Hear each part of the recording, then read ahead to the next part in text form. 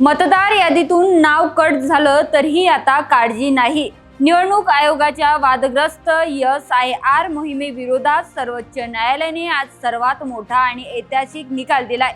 विरोधकांना मोठा झटका देत कोर्टाने काय म्हटलं सांगते त्याआधी मराठी पॉडकास्टला फॉलो नक्की करा।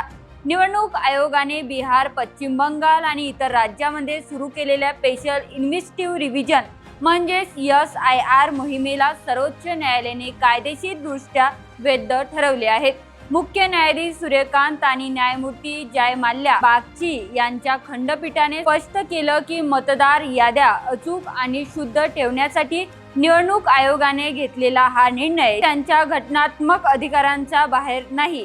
त्यामुळे मतदार यादीतून बोगस मृत किंवा स्थलांतरित झालेले नाव शोधून काढण्याच्या निवडणूक आयोगाच्या मोहिमेला आता हिरवा कंदील मिळाला।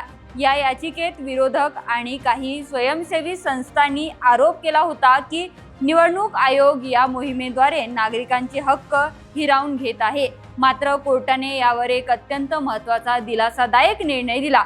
सुप्रीम कोर्टाने स्पष्ट केलं की निवडणूक आयोगाला कोणाचेही नागरिकत्व ठरवण्याचा अंतिम अधिकार नाही।